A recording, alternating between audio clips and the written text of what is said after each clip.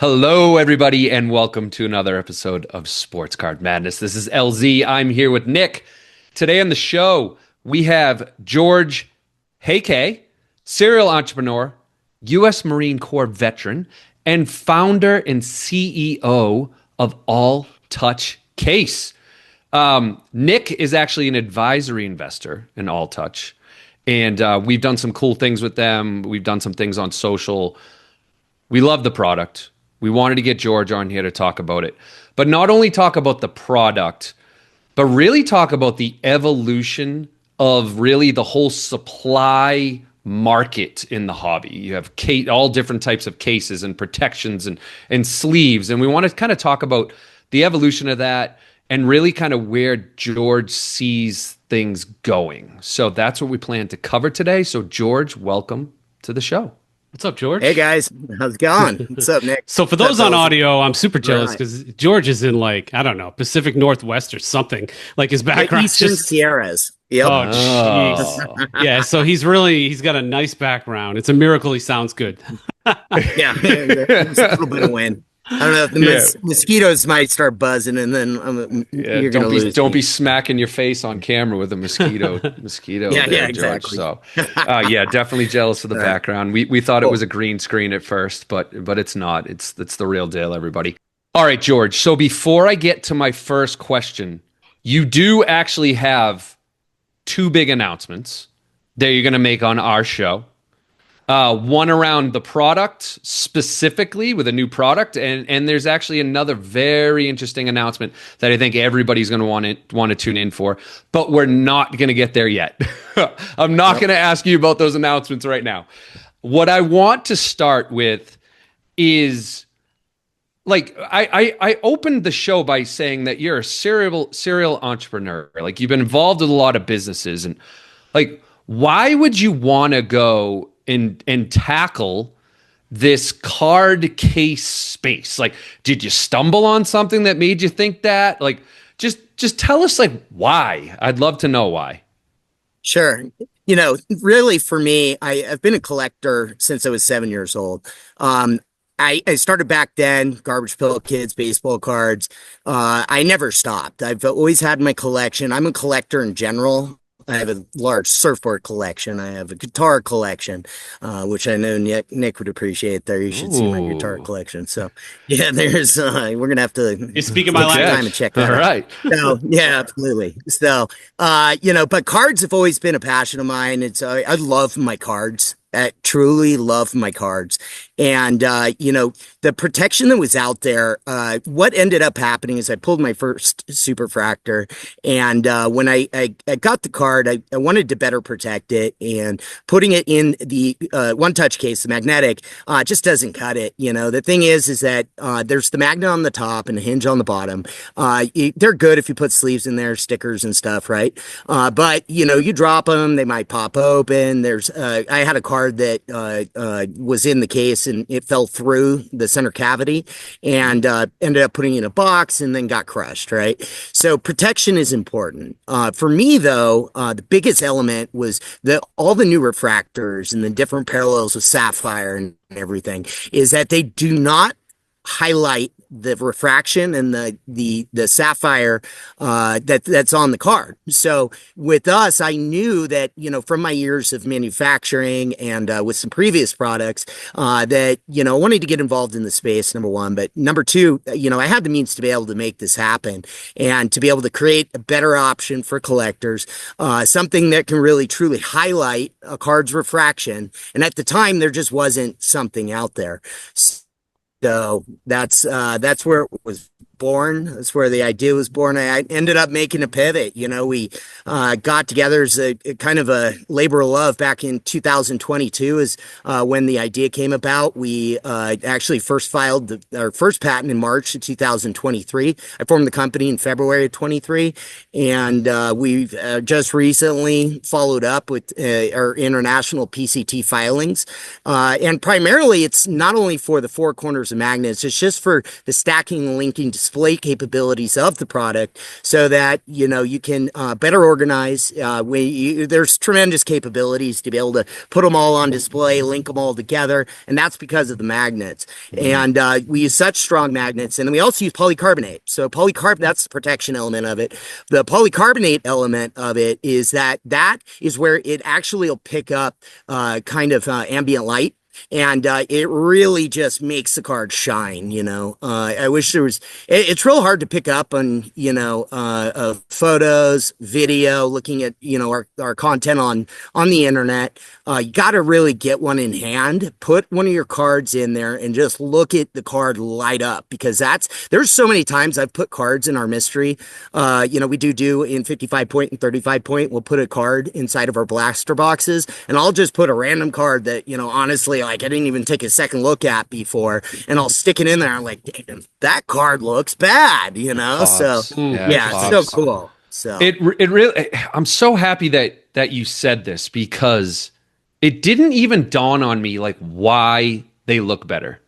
Right? Me and Nick we've touched these, we've felt them, we've used them, and I always focus on the magnets. And it's going to sound really corny, but it's true. Every card that I put in there, I'm like, wow, this thing just kind of sparkles. And I just thought, I don't know, it's just like, I don't know, you're just using better plastic, but you went into the science a little bit. So that definitely helps. Yeah, I mean, I will say this. My 10-year-old son, he just messes around with cards. He does not take care of them really well. I put a card in one of these, and he was like, oh man, that's really shiny. Like that was the 10-year-old's thing. He's like, that's so shiny. And I told him it was like a really cool special glass. I didn't know like all the details, and he thinks it's like the coolest thing in the world, but he liked the magnets too. And I've had issues as well with the one touches. They just, like the one magnet ones, they clank around. It's just cheap. So it's cool to see like a nice evolution. And that kind of actually leads into the next question a little bit. Like this thing is premium.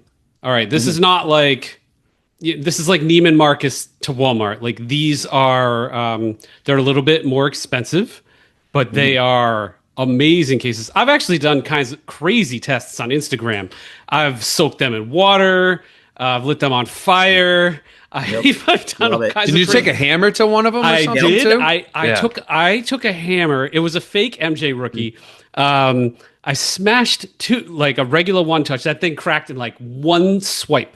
Yours took like I beat the snot out of it, and maybe it got like one crack after 10 whacks. So it actually, I'm a really careless dude. So if I'm not going to professionally slab a card, if I've got a card like in that threshold, not quite like I want to go slab it by PSA, or I just don't like it in a slab. Sure. This is what I'm doing, like for my shelf. It's awesome. So this is really premium, and you've got a world of like budget slabs and budget cases. So how did you like pick this lane and decide on we're going to make the Mercedes-Benz of like cases? Like how'd you come up with that? Literally, it's because I love my cards, and I know that collectors do. There's two different segments I look at, within the hobby. There's, the flippers, there's the guys that are trying to profit. And then, there's actual true collectors, the people that, really would like to admire their cards, look at the shine, look at them glow. And, so that requires just a premium quality there. So historically what happens with, previous cases is that it's either acrylic or polystyrene, which is PS. It's basically an acrylic type plastic. Those are, even though they're hard, they are brittle. And that's what actually creates the need for a penny sleeve inside of a case, is because of the plastic that's used. But it also doesn't have that clarity. It doesn't have that just durable strength that polycarbonate does. Polycarbonate's a more higher valued plastic. It's more expensive for us to do. And obviously the four corners of magnets, we're dealing with 8 magnets. All the cost is really in the magnets. And then we have them die cut into the T-shape. So what we wanted to do is we wanted to release the product with Series 1. Now, Series 1, what that means is that we do have plans for the future to redesign the case, to really do some cool things with the aesthetics of it, different magnet shapes, different placements, different sizes. But I really wanted, something that highlighted the high quality, but in a simple way, so that people could get used to what we're about, and what we're going to do in the future, and really understand that the evolution of Alltouch is going to really come in the Series 2 and Series 3. Series 2 we're launching. We will be looking at doing a redesign on the case in the future, and we do have some plans and some designs already, within the company here. So that we have. All right. So before we get to those designs, Sure. I want to actually, let's just get to the Series 1, right? Like you put together, the magnets in all four corners, this beautiful plastic that you're using. What was the process of even coming up with that? Like, did you have to go talk to scientists? Did you have to like travel to, I don't know, it's like that razor company. You found this little German factory that knows how to make cases. Like, did you have to like go discover like a really good supplier? Like, talk to us about that. This is the discovery of even Sure, Series 1. Sure. Yeah. I've become a magnet expert. My first product Really? that I sports with was a magnetic bag. So I actually handmade this. I bought a whole bunch of magnets on the internet. I glued them all into a fabric bag. This is back in 2011. Glued them all into a fabric bag into the walls. And at first I didn't even know what I was going to do with this. I just wanted to make it. I had this idea that like, oh, we could make it as a jewelry bag, as a makeup bag, like all these. We were trying to figure out what to do with it. So I actually made one. It was fun to play with because you just kind of ripped it open. What it did is it created an artificial vacuum like seal effect around whatever object you put inside. So if you put, I don't know, even a card case inside, right, and you close it, it's going to hold it perfectly in that spot. Where we found a good use for it was jewelry. Was the first evolution of that. So what I did is I have a friend of mine whose father was manufacturing in China, and I took this handmade sample that I made with super glue and a ruler and flew to China, and that's where the whole adventure started. This was back 2011, 2012, and it took me until about 2012, maybe early 2013, I think, but that's where I first developed those relationships. So when we we met with 9 different factories. No one wanted to make it because everyone was saying that it was a lot of handwork and that it was too tedious and too expensive. So we ended up developing a relationship with the magnet factory that believed in a new product. A lot of people, in China in manufacturing, stay away from any new product because they don't know that you're going to be able to get any market traction, right? But what ended up happening is that we found people that believed in, me really, and that, wouldn't give up on it. And I was the only one out there at the time, and developed these relationships. So we developed these relationships, and I went through so much trial and error with these magnet companies. The difference between diametric and axial magnets, that's where the magnetism's coming out at different angles. And all of a sudden, I get we got one of our orders in, and I put the object inside, and the bag didn't close. I'm like, okay, what's that? Well, they didn't put all the magnets in the same direction. That was the problem. Then we went through a whole iteration of, the axial versus diametric, where the magnetism was coming out of the ends instead of the front part of it. And I was like, are you kidding me right now? So yeah, it was a big learning process over a lot of years.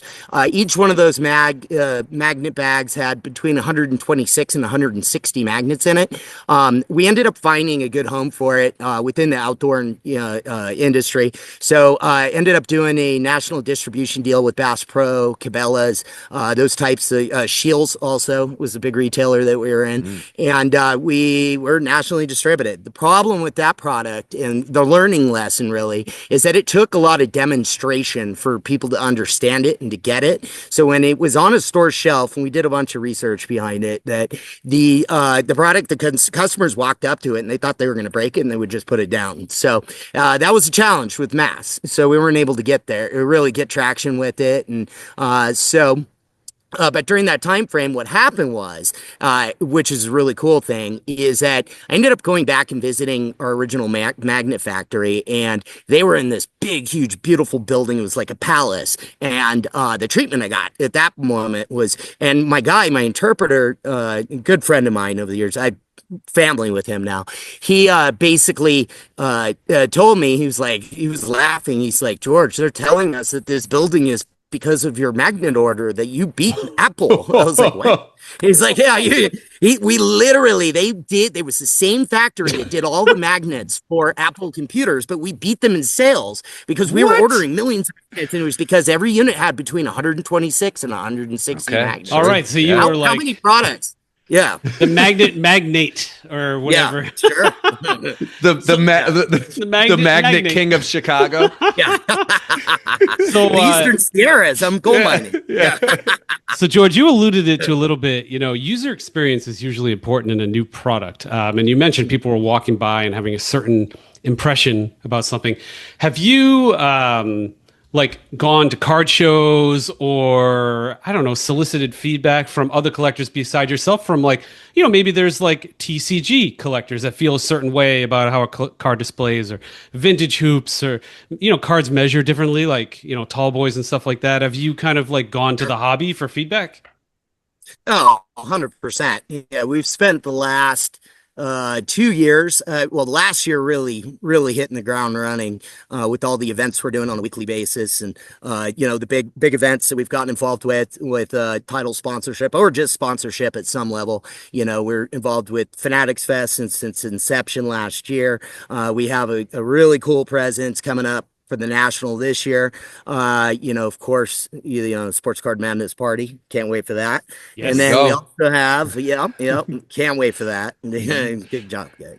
So we also have WCCS. WCCS, we have a strong relationship with. That's my local card shop, Burbank Sports Cards. I grew up in the San Fernando Valley, and I didn't always go to Rob. There was another local shop in Ventura that's still there. It's not the same owners, but when Rob did open up, I was at his first shop for sure. Wow. I constantly still go there now. So that's why, some of our internal partners, and I'm sure you guys know, I have just a love for the store and for that event as well, because they're behind it. 'Cause those are the coolest guys for sure.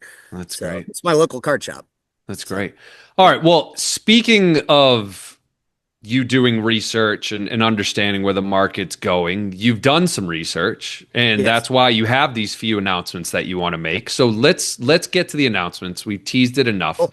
Let's talk about the product that you're coming out with first. So George, tell us what's going on with this latest product. Sure. Yeah, we're moving into the TCG space. Super excited about that. Look, I haven't been a collector of Pokemon since the release in the early Eternal Millennium, right?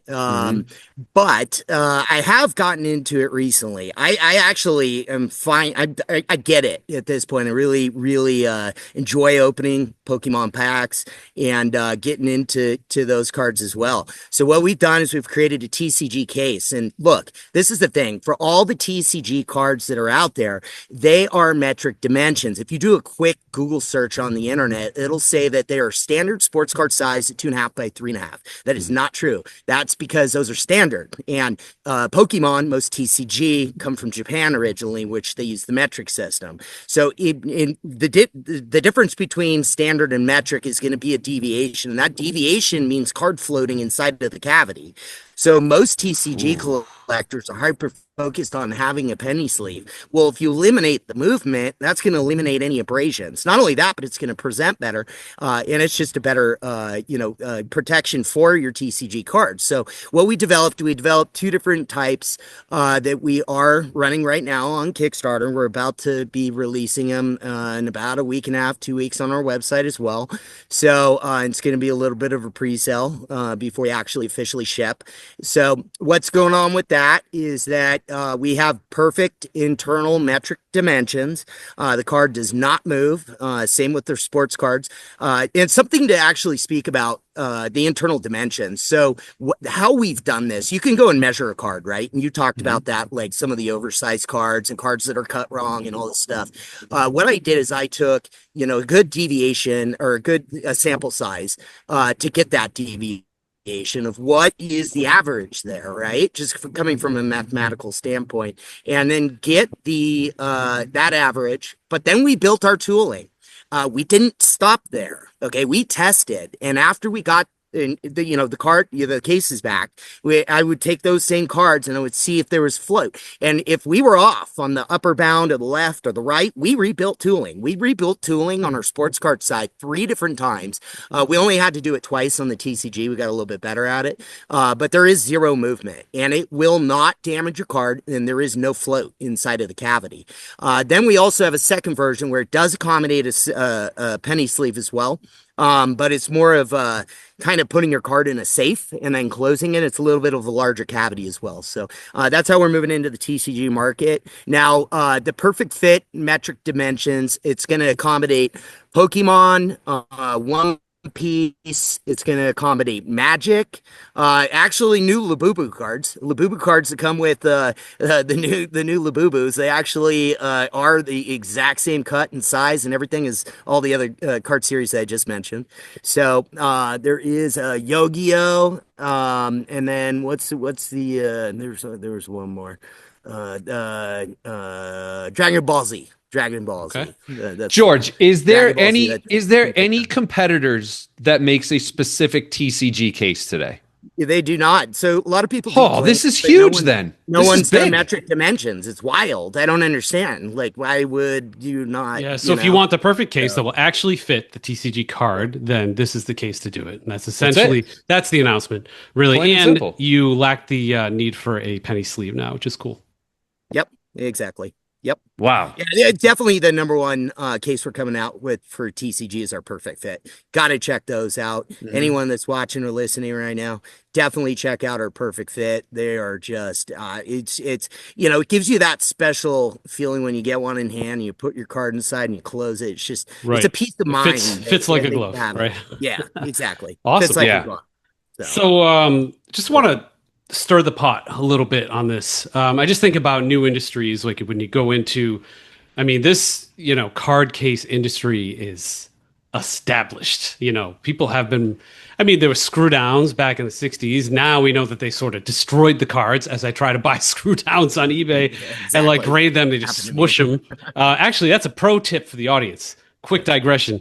If you got a card in a screw down, take it out of the screw down, leave it in a normal humidity, just your house or whatever, for 1 month before you send it to PSA. Otherwise, it won't meet specs and it'll be smushed. So we've evolved, right? And we've got different cases. What do you think is something that still drives you nuts in this space? Or maybe it doesn't drive you nuts, but maybe there's something that's missing that you haven't addressed yet, or maybe it's just something different in this, like a different area of the supply space. Sure. Yeah, actually, one thing that I will speak to about that is the fact that supplies are treated like toilet paper and paper towels.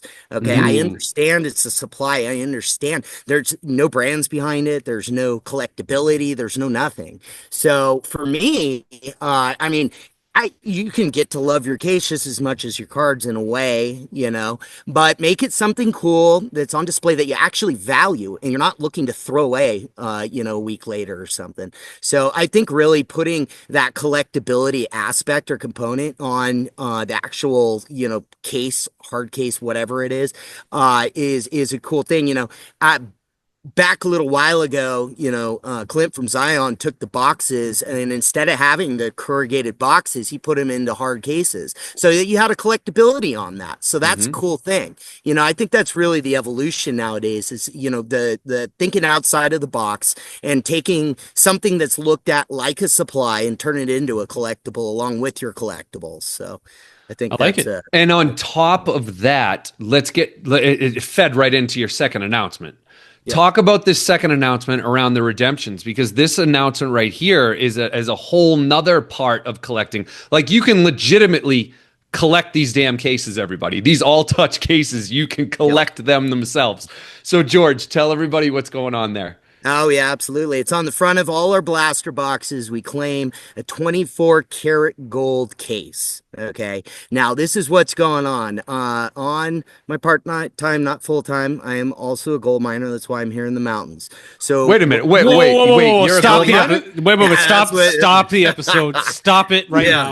All right. LZ and I have some experience. We do. So finish your announcement, and then we are going to go back to the gold mine. We are getting into not using all my gold now because that would be the most ridiculous case ever. But we're using at least 10K of it to make a 24 karat gold case. Now, 24 karat gold means that it's pure gold. I've teamed up with partners in the gold mining industry, the number one company that does all the gear worldwide, Keen Engineering. What it is that we're gonna do. We have the ideas together. The case isn't manufactured yet, but we are going to be releasing the redemption. So what happened is on the back of the box on our pack odds is that we claimed after 100,000 boxes that we were going to release, that's basically get a gold case every 100,000, boxes, right? Okay. So we hit that mark. So we're excited about that, with all the growth of, Alltouch in general and all the fabulous partnerships and wonderful things that have occurred. We hit that 100K mark. So because of that, we're going to release the 24 karat gold case. And that redemption has already been put into our stock in our warehouse. It has already been put into a blaster box. So between now and whenever it's pulled, everyone has an opportunity to pull that case. This case is literally handcrafted from actual gold that I mined out of the ground with my gold mining. Wait a minute. So you actually did mine it? You weren't joking? Wow, this is insane. I'm Absolutely. sorry. I'm sorry. I thought you were. I thought you just gold. went and got like a gold case. You just pressed it in gold. No.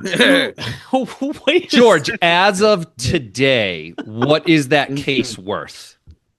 We're putting 10K gold in it. So wow. All right, so $10,000 case if you want to know. Well, it could be even more. I want to display. I want to display a card in that thing, man. Oh man, No, I that's have sick. Yeah. I have visions. Oh, yeah. I have visions So of someone pulling this at the national. All right. I just have There you visions. go. So I there hope are so. people. There are people that buy their ice cream, and there are people who make their ice cream. All right. So George, you are clearly a guy who makes his ice cream. So Yeah. you're right now. Again, for those on audio, you're in the woods. You're in the Sierras. Oh, yeah. And you're telling me that you go gold panning and gold dredging or whatever. With dredging, yeah, it's dredging. Dredge. All right. Okay. Actually, every single operation starts and ends with a pan. That's like the saying. So, Okay, yeah, but you we're got to test. You actually got to dredging. test out the All spot. right. And this is the gold. I have my own claims, team people I work with. So yeah, it's the That's actual pretty gold. cool, man. It's It's the actual. Oh, gold man, it took LZ and I we tried this. Okay, what was that? 2012, LZ. Oh boy, it was a long All right, time ago. LZ Long I time and ago. our father-in-law, we went to New Hampshire, and I showed Okay. up late. These clowns were like, "Oh man, there's gold everywhere. We're so rich," and it was like that fake gold. It was or the whatever. fool's Yes. gold, George. It was the Micah. fool's Yeah. gold. Yeah, they had Oh, way, man. Yeah, way so too there's many different beers. types of fool's gold. Yeah, there's pyrite, there's mica. Yeah, you Yeah. actually Yeah. have to become a geologist to do this stuff. So Yeah, We then- did. then- We Yeah, did no, I've find been a through little that. bit. I think everyone goes through that. I yeah. experienced that. It was back in the day Yeah. when we were Right. watching what was that show on Gold like the Rush. Discovery Channel? Gold Rush. We were all into the Gold Rush Yeah. show. Like, let's Our do this. father-in-law found a river. I think it Yeah. was on like the border of New Hampshire and Vermont. Yeah. And we went up to this Yeah. cabin Yeah, for the there's gold weekend, out there. and we just hung in the river. And we Yeah. gold panned all. But you weekend. guys So- found somebody who was actually doing it and potentially quitting his day job at the time. And gold wasn't the price it is now. So Yeah. it was fun. Yeah. But that No, was gold price that's is crazy. insane So right now. I'm really jealous right now. I thought you were just camping.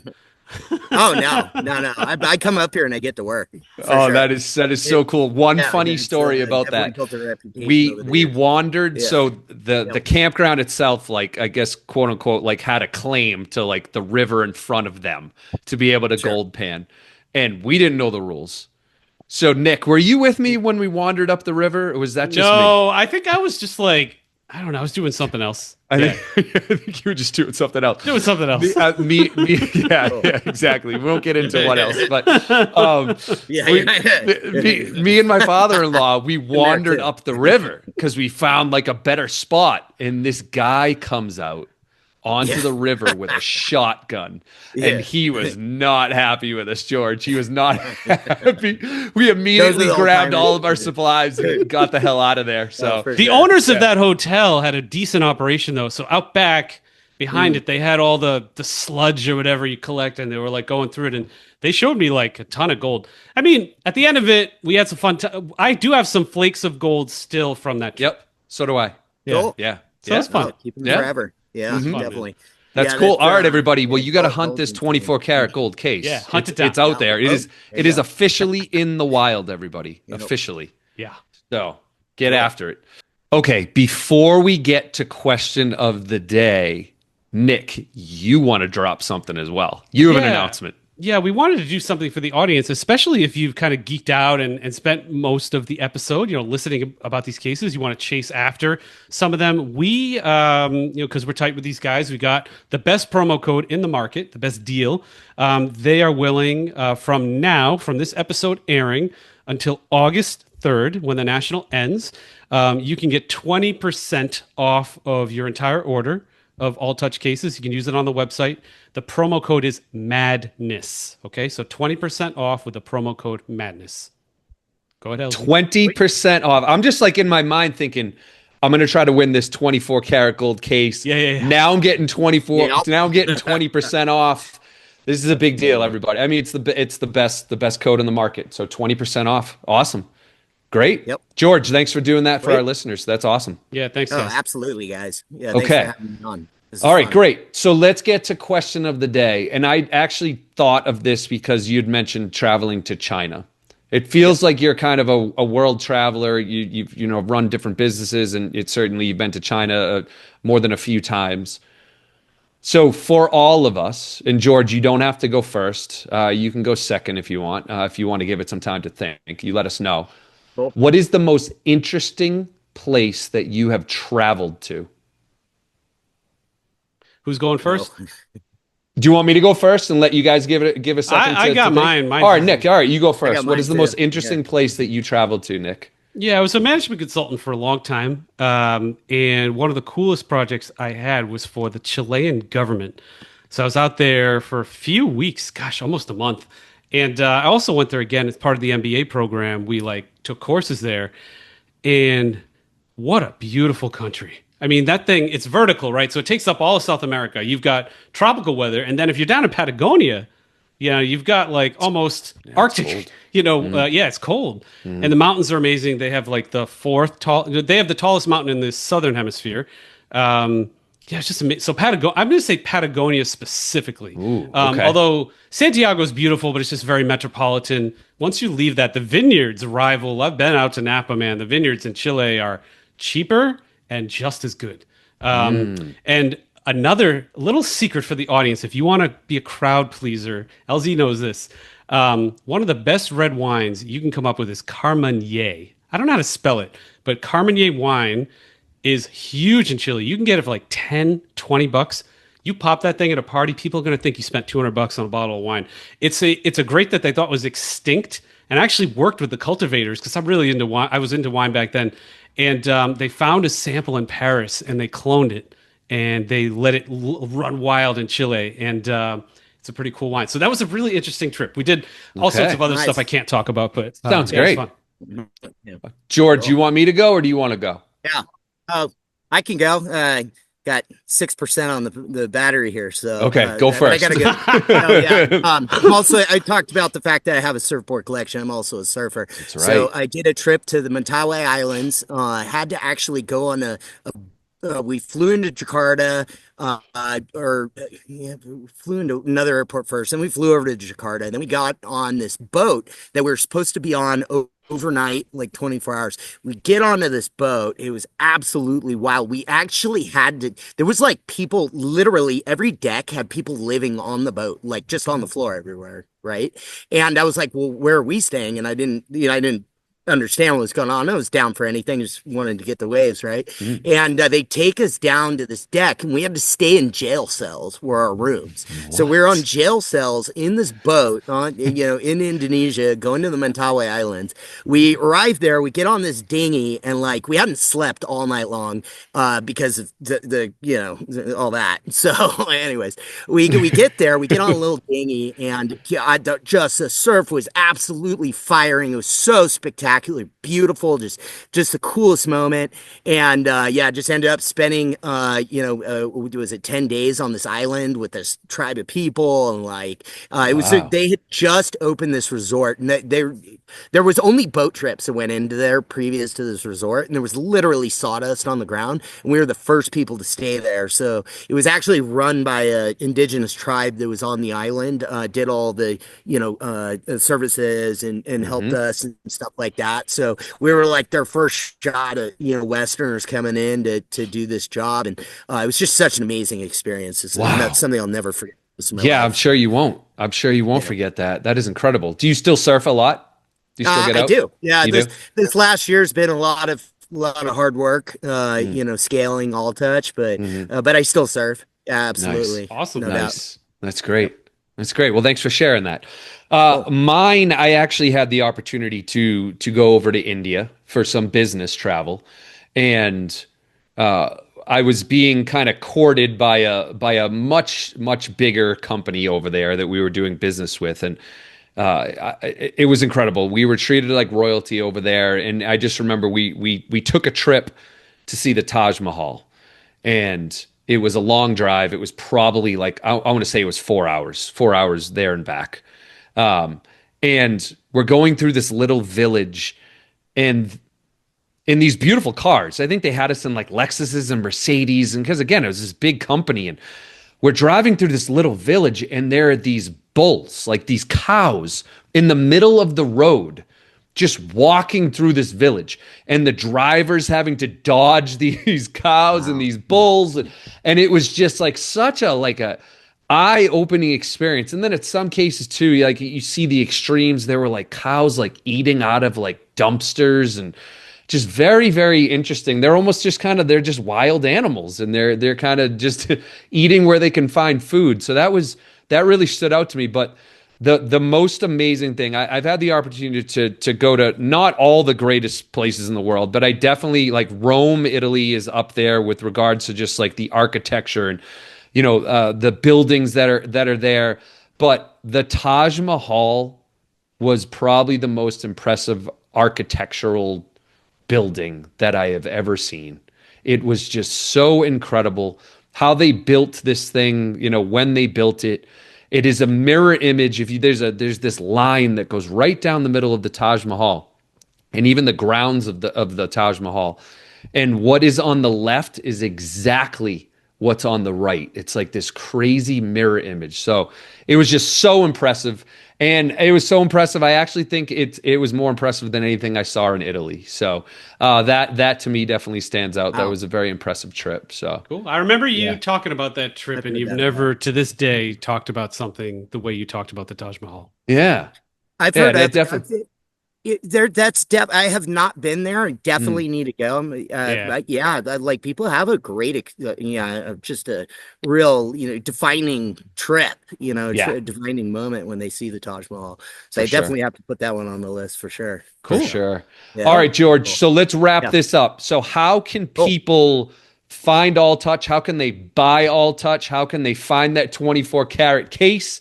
How can they Sure. follow you on socials? Kind of all the things. Sure. Go to our website, alltouchcase.com, or alltouchcase across the board. Alltouchcase on Instagram, Alltouch cases on TikTok. We do have one deviation, so we got Okay. that S on there. But across the board, Twitter, or well, now X, we're Alltouch Case as well. So definitely use the discount code Madness. You got Get it. you 20% off, and hunt down that gold. That's what I love to do, and it's That's right. you can Love it, man. get a good shot at getting some of my gold there. Love it. Perfect. All right, George.